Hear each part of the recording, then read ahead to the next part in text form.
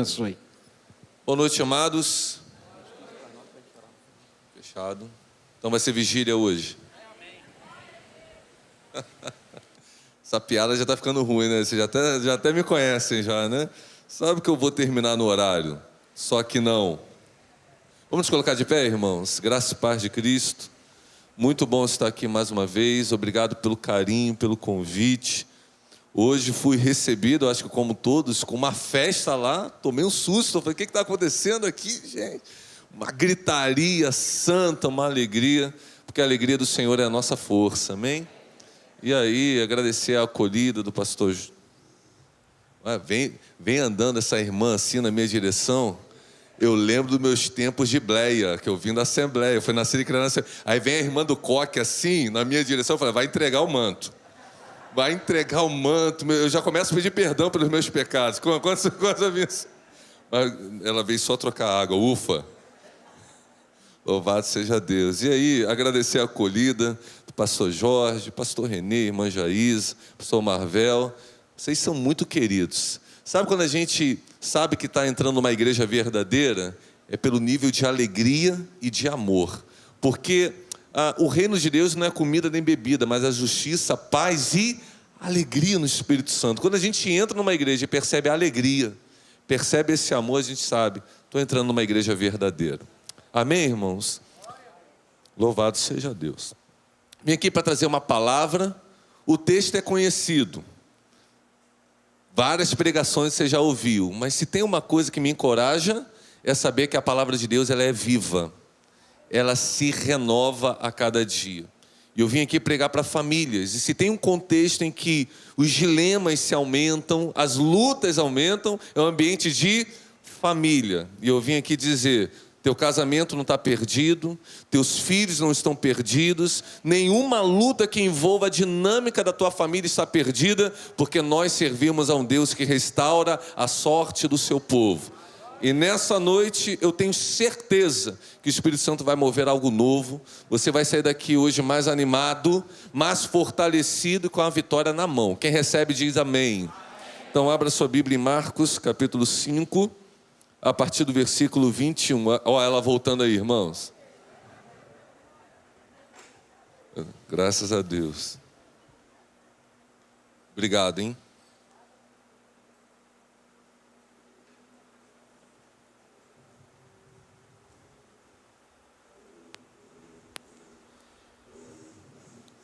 Quem achou, diga amém. Eu vou ler na Nova Almeida. Os irmãos até me conhecem bem, né? Já sabem que eu vou ler na Nova Almeida atualizada, são uma benção. E realmente me sinto de casa. Quando me ligo assim, pastor, queria saber, eu já interrompo e falo assim, qual é a minha escala esse mês aí? Pode falar. Estou aqui, eis-me aqui, envia-me a mim. Versículo 21. Tendo Jesus voltado de barco para o outro lado, reuniu-se em volta dele uma grande multidão, e ele estava junto do mar. Então chegou um dos chefes da sinagoga, chamado Jairo, e vendo, prostrou-se aos pés de Jesus e lhe pediu com insistência: minha filhinha está morrendo, venha impor as mãos sobre ela para que seja salva e viva. E Jesus foi com ele. Diga, Jesus foi com ele. Uma grande multidão seguia Jesus apertando de todos os lados, e estava ali certa mulher que havia 12 anos vinha sofrendo de uma hemorragia. Ela havia padecido muito nas mãos de vários médicos e gastado tudo que tinha sem, contudo, melhorar de saúde. Mas, pelo contrário, piorava cada vez mais. Tendo ouvido a fama de Jesus, a mulher chegou por trás, no meio da multidão, tocou a capa dele, porque dizia: se eu apenas tocar em sua roupa, eu ficarei curada. E logo a hemorragia estancou e ela sentiu que no corpo estava curada daquele mal. Jesus, reconhecendo imediatamente que dele havia saído poder, virando-se no meio da multidão, perguntou: quem me tocou? Os discípulos responderam: o Senhor está vendo que a multidão o aperta e ainda pergunta: quem me tocou? Ele, porém, olhava ao redor para ver quem tinha feito aquilo. Então uma mulher, amedrontada, trêmula, ciente do que lhe havia acontecido, veio, prostrou-se diante de Jesus e declarou-lhe toda a verdade. Então Jesus lhe disse: filha, a tua fé te salvou. Vá em paz e fique livre desse mal. Enquanto Jesus ainda falava, chegaram alguns da casa de Jairo, dizendo: a sua filha já morreu, não incomode mais o mestre. Mas Jesus, sem levar em conta tais palavras, disse a Jairo: não tenha medo, apenas creia. Podemos repetir essa frase, irmãos? Não tenha medo, apenas creia. Jesus não permitiu que ninguém o acompanhasse, a não ser Pedro e os irmãos Tiago e João. Chegando à casa do chefe da sinagoga, Jesus viu o alvoroço, os que choravam e os que pranteavam muito. E ao entrar disse: por que vocês estão alvoroçados e chorando? A criança não está morta, apenas dorme. E riam-se dele. Mas Jesus, mandando que todos saíssem, levou consigo o pai, a mãe da criança e os que vieram com ele, e entrou onde ela estava. Tomando a criança pela mão, disse: Talita cumi, que quer dizer: menina, eu digo a você, levante-se. Você pode repetir isso comigo? Talita cumi, menina, eu te digo, levante-se. E imediatamente a menina, que tinha 12 anos, se levantou, começou a andar, e então todos ficaram muito admirados. Podemos dar glória a Deus pela sua palavra? Vamos orar. Precioso Deus, santo e amado Pai, nós pedimos o teu auxílio, nós pedimos que o Senhor venha reinar neste momento, que tudo aquilo que esteja concorrendo com a pregação da tua palavra, seja de ordem natural, como cansaço, preocupação, mas também de ordem espiritual, como a batalha, ó Deus, como as coisas do inferno tentando distrair e lançar fora a semente da tua palavra, que sejam nesta hora repreendidos no poder do nome de Cristo Jesus. Que os meus lábios sejam usados pelo teu Espírito, que o homem venha se anular, que a carne venha diminuir, e que a tua glória e o teu Espírito venham se manifestar e prevalecer nesse lugar. Assim como a palavra de Jesus trouxe vida àquela casa, que a pregação dessa palavra possa trazer vida a muitas lares, famílias e casas aqui representadas. Assim nós profetizamos, assim nós oramos e fazemos isso no nome precioso e poderoso de Jesus. Que todos digam amém. Você pode tomar o seu lugar, por favor.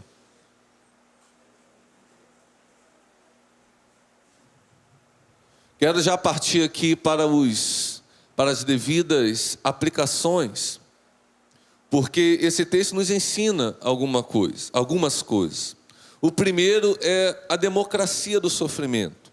Quando eu olho para esse texto, eu percebo que o sofrimento, o mal, ele não escolhe pessoa, ele não escolhe lugar, ele não escolhe condição social, ele não escolhe condição religiosa. Vejamos quem é esse Jairo. Se fala pouco dele, mas a gente pode conjecturar, pode aqui trazer com certa segurança quem é esse Jairo. Jairo, a Bíblia diz que ele é o chefe da sinagoga. A sinagoga estava aqui, já vou fazer um adendo com o período interbíblico, porque sinagoga você não vê no Antigo Testamento, mas ela aparece aos montes no Novo Testamento. E por quê? No período interbíblico, quando o povo então é exilado e volta do cativeiro babilônico, eles começam a construir casas de oração e de meditação na Torá. E isso ao Novo Testamento começa a aparecer aos montes. E em cada aldeia e cidade havia uma sinagoga, um lugar onde o povo judeu se reunia. E nesse lugar devia ter um homem sério, um homem de caráter, um homem piedoso, que pudesse chefiar. Jairo não era apenas um frequentador da sinagoga, Jairo era um chefe da sinagoga. Ou seja, por essa questão a gente já pode conjecturar várias coisas. Jairo era um homem temente a Deus, sim ou não? Jairo era um homem fervoroso, piedoso, era um homem de caráter, era um homem dotado de prestígio, de respeitabilidade, de credibilidade perante a sociedade. Era um homem sério e íntegro, com Deus, com a sociedade e com a sua família. Era um homem bom, era um homem justo, era, por assim dizer, um crente. Tem alguém aqui que seja crente? Deixa eu ver. 5? 1, 2, 3. Ó, se Jesus voltar agora, só vão 5 para o céu. Aí você vai perguntar assim, mas me deixou de fora porque, ó, o pastor perguntou lá quem era crente, você não levantou a mão? Eu quero saber, tem algum crente aqui hoje? Não, o medo é fogo, né, gente? Te falar. E aí, Jairo também era, por assim dizer, um crente. E aí eu começo a aprender algumas coisas. Crente também sofre. Jairo era um homem de família, Jairo era um homem correto, era um homem de caráter, mas ainda assim o sofrimento bateu à sua casa. A crise bateu na sua porta. E por que eu estou começando por isso? Talvez eu esteja aqui diante de algumas pessoas se perguntando, ué, mas eu sou crente e meu casamento está em crise. Ué, mas eu sou crente, mas o meu filho está doente, o meu filho está perdido. Ué, mas eu sou crente, mas estou desempregado. Ué, eu sou crente e amanhã eu não tenho dinheiro para pagar a conta. Ué, eu sou crente e estou vendo a depressão bater a porta na minha casa. Algumas lutas, algumas dinâmicas, alguns dilemas insistem em bater a porta. Pois é, irmãos, nós não somos imunes ao sofrimento. Nós não somos isentos de passar por momentos de luta, mas nós temos uma garantia. Em todas essas coisas, somos mais que vencedores por meio daquele que nos amou. Quando eu olho para a vida de Jairo, eu percebo a democracia do sofrimento. Isto é, se tem uma coisa que realmente é democrática, não é o Estado democrático de direito, é o sofrimento. O sofrimento bate no rico e no pobre, no crente e no ímpio. Nada faz com que você seja imune ao sofrimento. Porém, uma certeza nós temos. Qual é a diferença? Nós temos um Deus que nos socorre. Ele é o refúgio e fortaleza, socorro bem presente nos momentos de tribulação. Então, talvez você esteja aqui hoje nesse culto de família e você tenha algumas crises estabelecidas dentro da sua casa. Eu não sei de que natureza seja. A de Jairo era uma doença. Sua única filha estava padecendo, prestes a morrer. E eu não sei que tipo de morte bateu na sua casa. Que tipo de doença, enfermidade bateu na sua casa. Que tipo de crise, seja qual for natureza. Só existe uma saída. Só existe uma solução. E Jairo também vai nos ensinar. Quando a gente prossegue aqui nesse contexto bíblico, a gente começa a ver onde começou o milagre de Jairo. Jairo foi procurar ajuda. Existe alguém aqui que veio procurar ajuda do Senhor? Eu fico imaginando, Jairo era um homem importante, certamente ele tinha muitas conexões políticas. Ele poderia ter corrido para Jerusalém, ele poderia ter pedido ajuda ao melhor médico. Ele poderia ter pedido ajuda ao Sinédrio. Ele poderia ter pedido ajuda a Roma. Muitas ajudas Jairo poderia recorrer, mas Jairo entendeu que só havia um que tinha poder para curar. Só tinha um que tinha poder para ressuscitar. E esse alguém se chamava Jesus. O nome que está acima de todo nome. O nome pelo qual importa que sejamos salvos. Ele entendeu. Ele é a videira verdadeira. Não há outra. Ele é a fonte. Ele é a saída. Ele é o caminho. Ele é a verdade. Ele é a vida. Ele é a cura. Aleluia. Jairo começou a entender que a sua posição social não era capaz de fazer qualquer coisa pela sua filha. E isso às vezes nos traz um desconforto muito grande. Muitas vezes nós somos tão hábeis em resolver os problemas dentro de casa. Pensa nisso comigo. Você de repente no trabalho é o primeiro a resolver. Aparece um problema lá, você resolve. O carro deu problema, você vai lá e resolve. Você é tão hábil em resolver os problemas fora de casa, mas muitas vezes tem problemas dentro de casa. Você tenta resolver e não consegue. Você é tão bom fora, mas lá dentro você percebe que você é limitado, que os teus recursos não são suficientes. E talvez esteja falando aqui para pessoas que já tentaram de tudo, resolver o dilema do seu casamento, resolver esse abismo geracional no relacionamento com os seus filhos, ou outras crises, né, que circundam a dinâmica familiar, e você não está conseguindo. Mas se hoje você inverter a ordem, entregar o teu caminho ao Senhor, confiar nele, saiba que o mais Ele fará. O caminho do milagre de Jairo começou com uma palavra: rendição. Qual é a palavra? Rendição. Você percebeu aqui no texto que Jairo se ajoelhou. Irmãos, isso não é simples. Você percebe que Jairo, ele era um chefe da sinagoga. Ele tinha o respeito das pessoas. Ele tinha status, ele tinha honra. Mas sabe o que Jairo faz? Ele joga tudo isso fora. Ele abdica de si mesmo, ele joga fora o seu orgulho, ele joga fora a sua posição social, e você vê aqui no texto, Jairo de joelhos.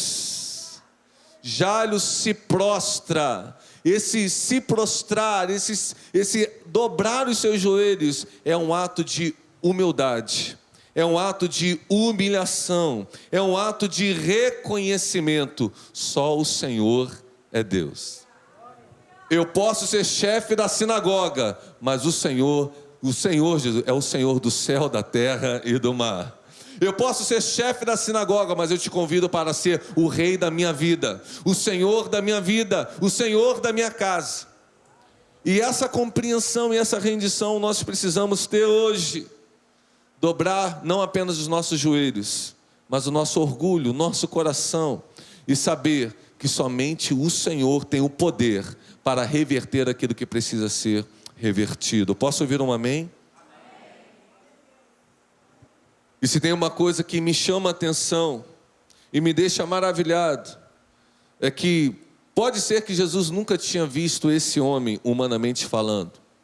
Pode ser que Jesus nunca tenha ido à casa de Jairo humanamente falando.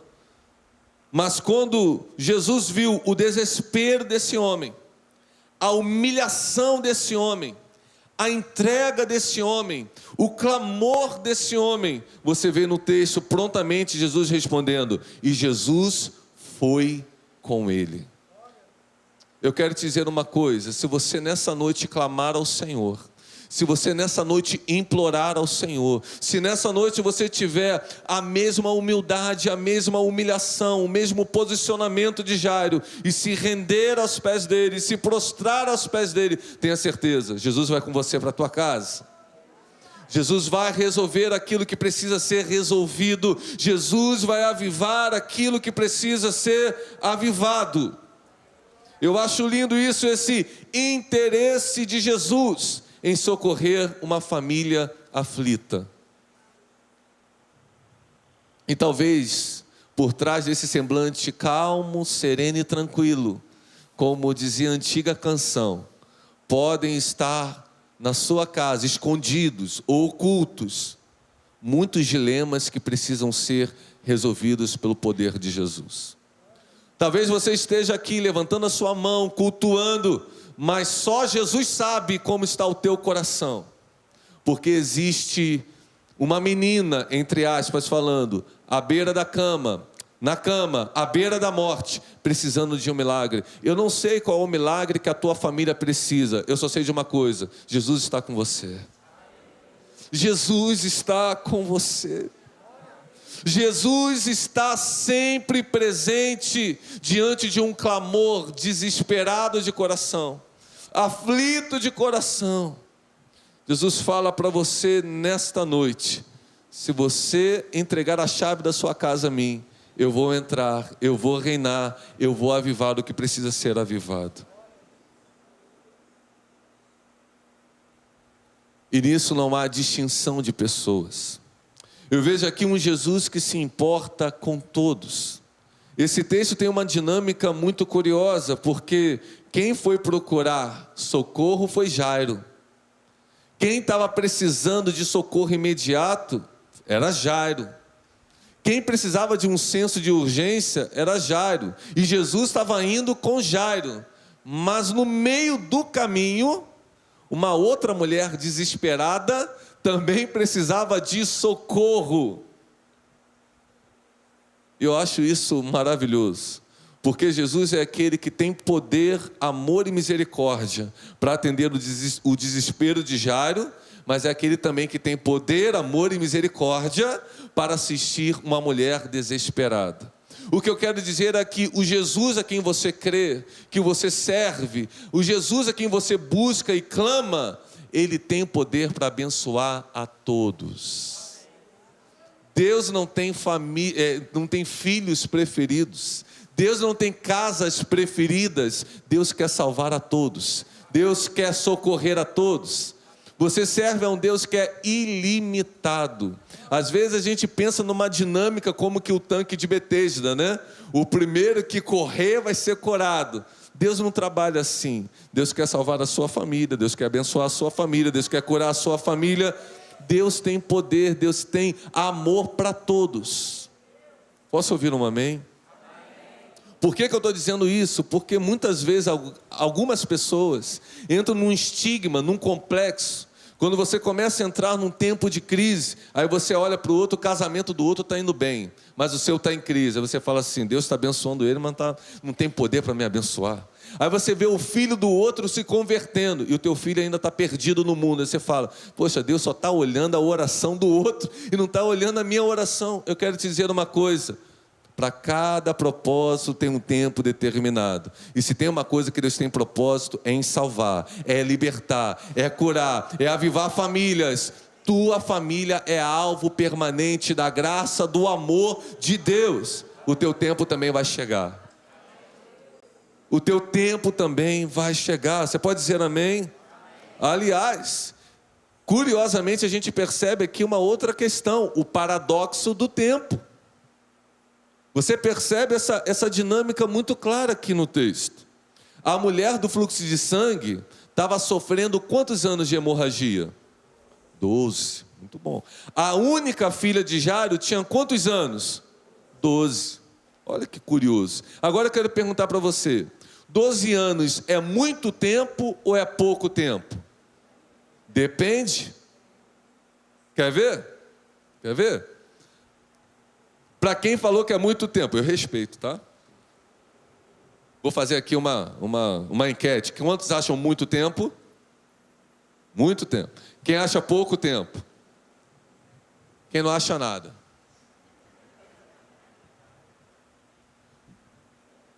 Quer começar o quê? Muito tempo ou pouco tempo, irmão? Muito tempo. Então, muito tempo. Vamos para o muito tempo. A mulher do fluxo de sangue. Ela está sofrendo há quanto tempo? 12 anos, é muita dor, é muita angústia. Para quem sofre qualquer tipo de dor, 1 hora já é muito, sim ou não? Eu sofro às vezes com enxaqueca. Meu Deus do céu, é desesperador. 1 hora de enxaqueca para mim já é absurdo. Eu já estou alucinado às vezes. Imagina 12 anos sangrando. É pouco tempo ou é muito tempo? Amém. Vamos para o enterro da menina? 12 anos, todo mundo chorando. A menina tinha quantos anos? Qual era a conversa que estava lá? Meu Deus, tão nova, viveu tão pouco. Ué, mas 12 anos é muito tempo ou é pouco tempo? Qual é a resposta? Depende. Depende. Para quem está sofrendo, para quem está esperando, 12 anos é muito. Para quem está vivendo o auge da vida, 12 anos é pouco. Mas não importa se é muito ou se é pouco. Você serve a um Deus eterno. Aleluia. A um Deus poderoso. Eu não sei quanto tempo você está sofrendo, ou quanto tempo você está vivendo a bonança. Uma coisa é certa: Jesus, ele vai entrar na sua vida no tempo kairós, no tempo certo, e a glória de Deus vai se manifestar na sua família. Glórias a Deus. A grande questão nesse paradoxo do tempo é que nesse tempo de jornada, nesse processo, nós vamos ter que nos posicionar. Você nota que quando aquela mulher é curada, vai chegar uma notícia para Jairo. Eu não estou recorrendo mais o texto, porque a igreja conhece bem o texto, sim ou não? Então estou ganhando tempo aqui para tentar terminar no horário. E quando Jesus cura aquela mulher, chega uma notícia para Jairo. Jairo, não incomode mais Jesus, porque a sua filha já morreu. Sua filha já era. Não tem mais saída. Não tem mais solução. E naquele momento, é o momento que Jesus interpela. Até agora Jesus não estava falando nada com Jairo. Jairo chegou desesperado. Jairo chegou lá, pediu. Jesus foi com ele. Tudo bem. Mas quando Jesus percebe uma movimentação para tentar tirar Jairo do propósito, nessa hora, Jesus se manifesta e diz assim: Jairo, não os ouçam. Não temas. Não tenha medo. Apenas creia. Qual era a notícia? Qual era a notícia? Ela morreu. É uma notícia. É um fato. Os homens não estavam mentindo. E a gente vai progredir no texto, a gente vai descobrir, a menina estava morta. Mas o que está em questão aqui não é a realidade visível. É o tamanho da sua fé no Deus invisível, no Deus todo-poderoso. É a tua fé na palavra que pode trazer à existência aquilo que não existe. É isso que está em jogo. Que o teu casamento está em crise, talvez seja uma realidade, amém? Mas você serve a um Deus que faz milagre em casamentos, que transforma água em vinho. Que teu filho talvez esteja desviado, isso é notório, tudo bem, é a realidade. Mas pela fé nós já vemos ele aqui no altar, servindo ao Senhor. E você vai declarar, vai levantar as suas mãos ao final da sua vida e vai dizer: eu e a minha casa servimos ao Senhor. Não é a realidade.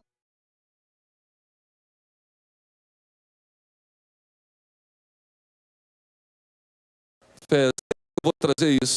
E a fé é a certeza das coisas que se esperam e convicção de fatos que não se veem. Um crente não é guiado pelo que se vê. Um crente é guiado pela fé. Deus disse: crê no Senhor Jesus e serás salvo, tu e toda a tua casa. Está na palavra. Quem disse?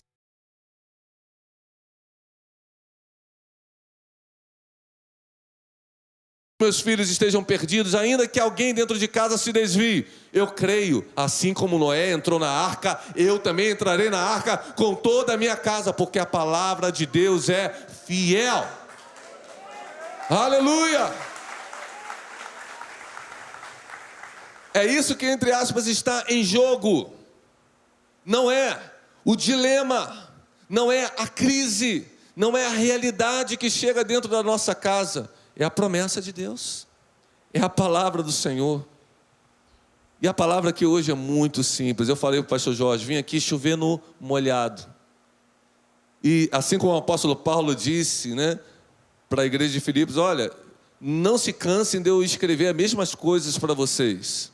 Para mim não é pesado e é motivo de segurança para vocês. E eu falo a mesma coisa. Não se cansem, por favor, das minhas repetidas palavras. Para mim não é peso algum, e para vocês é segurança. Creiam no Senhor Jesus, e serás salvo, tu e toda a tua casa. Volta os teus olhos para onde vem o teu socorro vem do Senhor que fez os céus e a terra. Ele não permitirá que os teus pés vacilem, Ele guardará a tua entrada e a tua saída desde agora e para sempre. Confia no Senhor, confia na palavra. Coloca a tua expectativa em Deus, porque ainda que a realidade piore, porque foi isso que aconteceu com Jairo, sim ou não? Quando ele foi pedir ajuda de Jesus, a sua filha só estava doente. No meio do caminho, o que aconteceu? Ela morreu. É outro paradoxo do sofrimento. Muitas vezes você vem aqui nesse lugar, começa a pedir socorro, tua família entra em crise, você começa a pedir ajuda a Deus, e no meio do caminho as coisas, em vez de melhorar, pioram. E o que está em jogo? Sua fé. Ainda que as coisas piorem, o meu coração não se atemoriza de más notícias. Bem-aventurado o homem que teme ao Senhor, confia nele, não se atemoriza de má notícia, porque ele sabe que no interior do seu lar, a sua esposa será como uma videira frutífera, os seus filhos serão como rebentos da oliveira. Por quê? Porque Deus é fiel para cumprir a sua palavra. Quem confia nele e o honra, Deus o abençoa. As coisas podem ter uma estação de piora, mas no final nós já sabemos como que vai terminar a nossa história. É vitória. Deus tem vitória para você.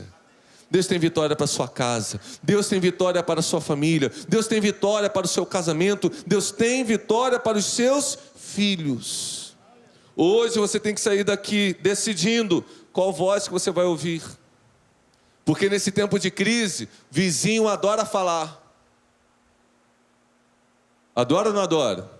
Esquece isso, esquece esse homem, esquece, ele não tem jeito, ele é isso, ele é aquilo, esquece essa mulher, esquece esse garoto, ele está perdido, ele é um desviado, ele é isso.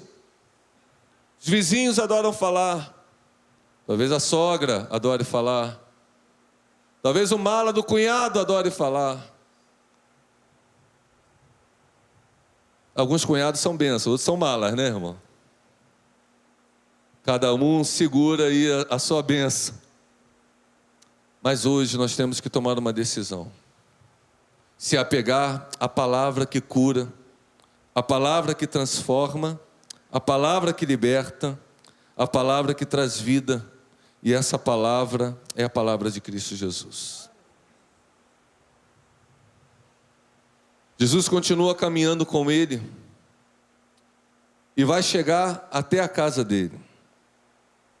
E quando ele chega à casa, Jesus vai fazer uma pergunta às vezes sem sentido. Aliás, nesse texto tem algumas perguntas sem sentido, né? E Jesus, ele é totalmente sábio. Eu digo às vezes brincando, obviamente, que parece uma pergunta irritante, né? Porque é uma pergunta óbvia. Por exemplo, no meio do caminho, a mulher tocou em Jesus, só que o texto já está dizendo que a multidão aperta. Aí qual a pergunta que Jesus fala? Quem me tocou? E no texto de Lucas, você vai perceber um dos discípulos meio assim, como assim? A multidão toda te aperta, o senhor está me perguntando quem te tocou? Todo mundo te tocou. Uma pergunta óbvia, que parece que é uma pergunta irritante. Mas não foi a única no texto. Jesus chega na casa de Jairo, e aí estavam lá as carpideiras, estavam lá os tocadores de flauta, está lá a menina morta, a única filha de 12 anos daquele casal tão querido na cidade. Aí Jesus faz uma pergunta irritante: por que vocês estão chorando? Eu estou chorando, Jesus, porque o arroz queimou. Eu estou chorando porque o Flamengo cedeu um empate para o Grêmio. Lamentável. Deixa quieto. Por que a gente está chorando? Será que você não sabe? A única filha do casal morreu. O luto entrou aqui. Como que você chega aqui e pergunta por que a gente está chorando? E Jesus não é indiferente à dor. O que Jesus está fazendo é nos provocando uma nova perspectiva. E você tem que sair daqui hoje com essa nova perspectiva. E olha a perspectiva que Jesus está gerando naquele ambiente. Primeiro, por que vocês estão chorando? A pergunta até antes é, por que vocês estão alvoroçados? Por que vocês estão chorando? A menina não está morta, apenas dorme. Em que pese o dormir fosse um eufemismo para a morte naquela época. Aqui Jesus está fazendo um jogo de palavras literalmente, dizendo que a menina não está morta, ela está como se estivesse tirando um cochilo, um pequeno sono. Só que as pessoas começam a rir e a zombar dessa palavra. Por quê? Porque elas estão se guiando pelo que vem. Como assim a menina está dormindo? Eu sei o que alguém está dormindo. O coração continua batendo. Vê lá o coração da menina. O coração está parado. Logo ela está morta. Quando alguém está dormindo, conserva ainda a sua temperatura. A menina está gelada. Logo ela está morta. Não há som. Não há qualquer vestígio de vida. Eu já tentei tirar o pulso dela. Não há nada. Logo ela está morta. E Jesus está falando, ela não está morta. Ela apenas dorme. Eu quero te dizer que aquilo que te deixa alvoroçado, aquilo que te deixa angustiado, aquilo que te deixa preocupado, aquilo que você acha que é impossível, para Jesus é algo muito simples. Para Jesus é algo muito natural. A morte e a vida, a luz e as trevas, para Jesus é a mesma coisa. Eu não sei o que está perdido na sua casa. Eu não sei o que está perdido na sua família. Eu não sei aquilo que precisa ser ressuscitado na tua casa. Uma coisa eu sei: o Jesus que traz à existência aquilo que não existe, está aqui nessa noite. Mas uma coisa é necessária. Um posicionamento é necessário. Porque o milagre, ele advém da fé. E quando aquelas pessoas começam a rir e a caçoar e a zombar, um posicionamento precisa ser tomado. E aí começa a limpar a casa. Uma limpeza na casa precisa começar a acontecer. Jesus começa a remover as interferências. Todas as pessoas que zombavam, todas as pessoas que concorriam com a palavra dele, agora serão retiradas de cena. E só vão ficar as pessoas que creem. Há alguém aqui que crê? Deixa eu ver. Há alguém que crê? Se creres, verás a glória de Deus. Se creres, verás a glória de Deus. Se creres, verás a glória de Deus. O que nós precisamos fazer na nossa casa é remover as interferências. Um posicionamento nosso de fé hoje é requerido, para que a gente possa ver o milagre no nosso casamento, o milagre nas nossas emoções, na nossa comunicação, no nosso relacionamento com os filhos, com o cônjuge, o milagre financeiro na nossa casa, o milagre emocional, o milagre espiritual, um avivamento espiritual na nossa casa. Precisamos ter uma postura de fé e remover tudo aquilo que concorre com a palavra de Deus. Essa sinergia é muito importante. O Salmo 127 já nos ensina: se o Senhor não edificar a casa, em vão trabalhos que a edificam. Se o Senhor não guardar a cidade, em vão vigia a sentinela. Quem edifica a casa é o Senhor. Quem trabalha é você. Fala para o irmão que está ao teu lado: vai trabalhar, irmão. Se o Senhor não guardar a cidade, em vão vigia a sentinela. Quem guarda é o guarda de Israel, é o Senhor. Quem vigia é você. Então fala para o irmão, só mais dessa vez: vigia, varão, vigia.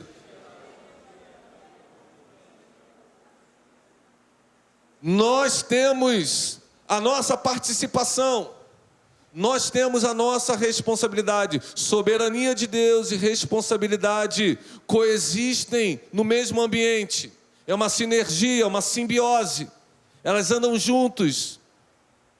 É Deus quem faz a obra, mas Ele usa a sua mão. É Deus quem faz o milagre, mas Ele requer a sua fé. A voz que faz com que Lázaro saia do túmulo morto de 4 dias é do Senhor, mas a mão que remove a pedra é sua. O Jesus que vai, a palavra que ressuscita a menina é de Jesus, Talita cumi, mas quem clama com fé é você. Um posicionamento hoje é requerido. Não podemos desistir. O que você vê quando você olha para casa? Uma menina morta ou apenas uma menina dormindo? Em que você vai se apegar hoje? E eu me lembro de Ezequiel 37. Aliás, eu acho que foi a primeira pregação que eu fiz aqui nesse altar. Ezequiel 37. Quando Deus pega o profeta e lança no vale de ossos sequíssimos. E ele pergunta: profeta, você crê que esses ossos podem reviver? Ezequiel deu uma resposta mais ou menos. Qual foi a resposta de Ezequiel? Senhor, tu sabes. Implicitamente, talvez, o que Ezequiel estivesse falando? Para mim está mortinho da Silva. Não tem como. Mas o Senhor tem poder para isso. Eu, humanamente, não vejo saída. Mas é o Senhor quem sabe. É uma resposta honesta, é ou não é, irmãos? Porque dentro da nossa humanidade, a gente já tentou tudo, a gente já viu de tantas coisas, que às vezes a gente, humanamente, a gente não vê saída. É assim ou não é? Você já falou tantas vezes com o seu filho, e parece que o seu filho não toma juízo. Aí sabe que você fala: meu Deus, esse menino, às vezes você humanamente fala, parece que não tem jeito. E hoje eu estou aqui de novo, para te trazer uma nova perspectiva. Olha para ele, olha para essa situação, olha para esse osso sequíssimo. Eu vou te perguntar: você crê que a tua família pode voltar a ser feliz? Você crê que nessa casa pode de novo brotar alegria, vida, louvor, abundância da bênção do Senhor na tua família, como você cantou aqui? Você ainda crê? Agora, se você crê, uma coisa você tem que fazer. Lembra do que Deus disse para Ezequiel? Ah, é? Então vamos lá. Profetiza. E profetiza para quem? Para os ossos. Clama aos ossos. Proclama a palavra aos ossos. Aí Ezequiel falou assim: mas o que eu vou clamar? Clama assim: ossos secos, ouçam a palavra do Senhor. Sabe o que traz vida, irmãos? É a palavra. E a fé vem pelo e ouvir o que, irmãos? Palavra. Proclama a palavra. Essa palavra não está longe dos teus lábios, não está longe do teu coração, está perto de ti. Proclama a palavra. Eu criei, por isso que falei. Nós cremos, por isso também falamos. Quem crê, proclama. Tem alguém aqui que crê? Tem alguém que crê? Então você proclama. Você vai olhar hoje para a situação que está na sua casa e você vai profetizar a palavra do Senhor. Assim diz o Senhor: crê no Senhor Jesus, serás salvo tu e toda a tua casa. Começa a proclamar os versículos. A palavra é divinamente inspirada e ela tem poder para trazer vida. Dentro da nossa casa tem que voltar a palavra. Se é a fé que traz a vitória, essa é a vitória que vence o mundo, a nossa fé. Essa fé, por conseguinte, ela é oriunda da palavra. A fé vem pelo ouvir e ouvir pela pregação da palavra. Volta a falar a palavra.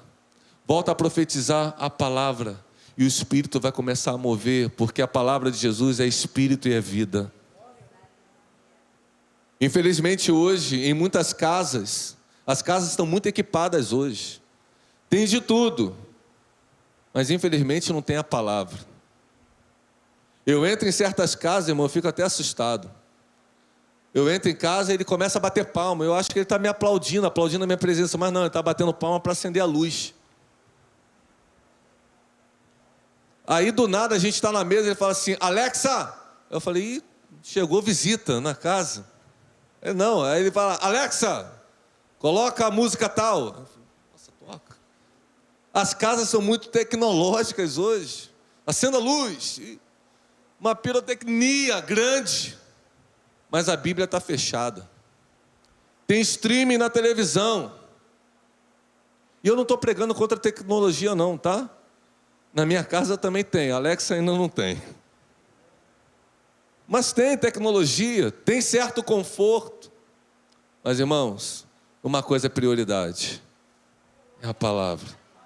Sem palavra não tem vida.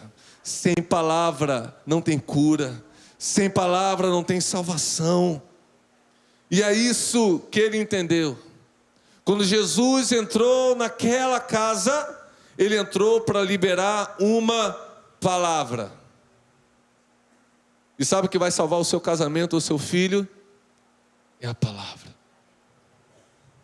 E a palavra de Jesus foi: Talita cumi. Você pode repetir isso? Desse jeito não, irmão. Vai.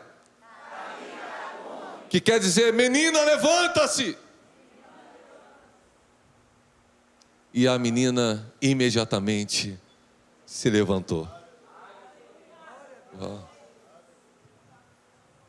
A menina que estava morta. A menina que aqueles disseram assim: Jairo, esquece, acabou. Sua filha morreu, não incomode mais Jesus. É a menina que agora está tossindo, está comendo, está de pé, está com temperatura de volta no corpo, está restituída à família. E é isso que Deus vai fazer na sua vida. Eu amo esse texto porque esse texto começou com desespero, mas ele termina com alegria. Ele começa com incertezas e termina com uma garantia. Começa com todo mundo desesperado e termina com todo mundo maravilhado. Diz o texto lá: e todos ficaram maravilhados. Deixa-me te falar, o sofrimento não é um fim em si mesmo. Ele é apenas um meio para a manifestação da glória de Deus.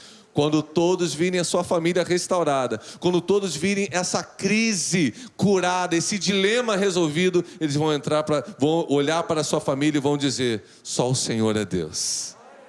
Há um Jesus que é o mesmo ontem, hoje e será eternamente. Quando ele vê de volta a glória de Deus em sua plenitude na sua casa, no seu lar, no seu casamento, na vida dos seus filhos, então eles vão reconhecer que há uma palavra que é vida para nós. Uma palavra que é liberada sobre a vida daquele que crê e que traz restituição à nossa vida. Eu quero te lembrar isso, irmãos. O nosso Deus é o Deus da restituição. Você pode repetir isso? O nosso Deus é o Deus da restituição. O Senhor é poderoso para trazer à vida aquilo que está morto. Restituir bens, sim, mas restituir vida. Restituir até mesmo os anos. Eu gosto desse texto lá em Joel. Restituir-vos-ei os anos que foram consumidos pelo gafanhoto. Como assim restituir ano? Se o tempo não para, se o tempo não volta. E talvez eu esteja falando aqui para pessoas que olham o seu porta-retrato e falam assim: era tão bom esse tempo. Esse tempo a gente era tão feliz, a família era tão unida, meus filhos me obedeciam. Quem tem filhos adolescentes sabe o que eu estou falando. Eu tinha saúde, eu tinha vigor, eu estava cheio de fé, eu estava cheio do Espírito, eu estava tão alegre, eu estava tão motivado, eu estava tão vivo. E agora eu olho para minha casa, é um silêncio, é uma tristeza, é meio que uma separação. Moram todos juntos, mas há uma separação, há uma distância afetiva, há uma distância comunicativa, há uma distância emocional, há uma distância espiritual. As coisas estão desconexas. Está faltando vida na minha casa. Pois eu quero te dizer uma coisa: o Senhor é poderoso para restituir os anos que foram consumidos pelo gafanhoto. Na medida de que os próximos anos que você vai viver, Deus é poderoso para que sejam os melhores anos da tua vida. O melhor de Deus ainda está por vir. a glória da segunda casa será maior que a da primeira. A glória da segunda casa será maior que a da primeira. Você precisa crer. Eu não sei como foram os teus anos até aqui, mas uma coisa eu sei, que Deus tem coisas novas e maiores para realizar em você e através de você. Vamos tão somente fazer como Jairo nos ensina. A despeito das nossas crises e dilemas, apesar da impossibilidade que a realidade nos apresenta, vamos desesperadamente correr aos pés do Senhor, abrir mão da nossa prepotência, orgulho, recursos, conexões humanas, e vamos reconhecer que só Jesus salva, cura e liberta, que Ele se importa conosco, que Ele quer nos socorrer, que Ele vai até a nossa casa, habita na nossa casa, e que Ele tem o poder para tornar a viver aquilo que porventura esteja morto. Se você crê, se ponha de pé comigo nessa hora. Quero chamar os músicos.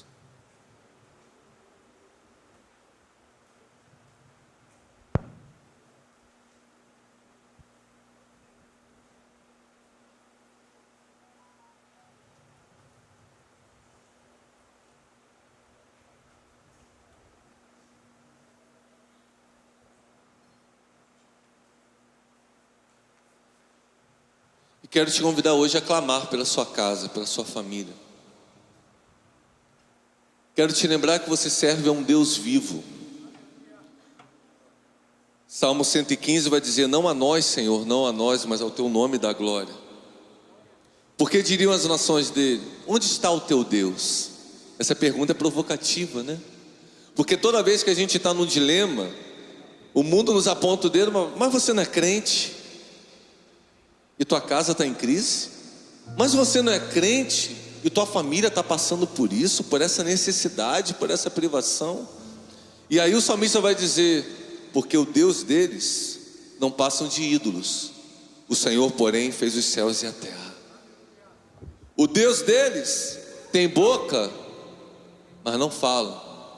O meu Deus é vivo e Ele fala poderosamente. O Deus deles tem ouvidos, mas não ouvem. O meu Deus se inclina quando eu clamo a Ele. O Deus deles tem mãos e não tocam, mas o meu Deus é vivo e a mão dele é poderosa para me suster. 7 vezes cairá o justo, mas não ficará prostrado, porque eu, diz o Senhor, o tomarei pela mão. A destra fiel te ajuda, porque o Deus deles, diz o salmista, tem pés e não andam, mas o meu Deus é vivo. Ele se aproxima de mim, Ele vai até a minha casa, Ele me socorre, Ele me livra, Ele me guarda. Irmãos, eu quero te lembrar disso. O teu Deus, como disse o salmista no Salmo 121, não cochila nem dorme o guarda de Israel. Os olhos do Senhor estão sobre a tua casa. Deus não perdeu o controle, Ele ainda está assentado sobre um alto e sublime trono. Ele está no governo, Ele reina sobre tudo e sobre todos, inclusive nos dias maus. Traz de volta a tua esperança, a tua fé em Deus, porque o Senhor é o meu pastor e nada. Coisa linda, não é? Ele te faz deitar aonde? E te guia até aonde? Nossa, que cenário lindo. Vamos pular. Ainda que eu ande pelo vale da sombra da morte, até então é pastos verdejantes, águas tranquilas. Mas temos que lembrar que mesmo nós temos um pastor fiel, a gente pode passar pelo vale da sombra da morte, mas até lá, saiba que o cajado desse bom pastor, a vara do bom pastor, ele vai te guiar, de modo que você pode ter a certeza: bondade e misericórdia certamente me seguirão todos os dias da minha vida, e habitarei na casa do Senhor para sempre. Dias bons e dias maus, Deus está neles. Salmo 139, a luz e as trevas são as mesmas coisas. Se você está no alto dos céus, Ele está lá. Agora deixa-me te dizer uma coisa: se você e a sua família estão lá no fundo do abismo, Deus está lá também. Se você se distancia até as extremidades dos mares, aos lugares mais distantes, longínquos da terra, até ali a tua mão há de me guiar.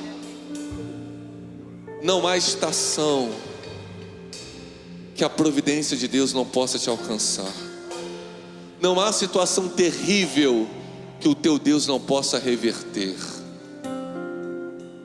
A resposta é: você ainda crê?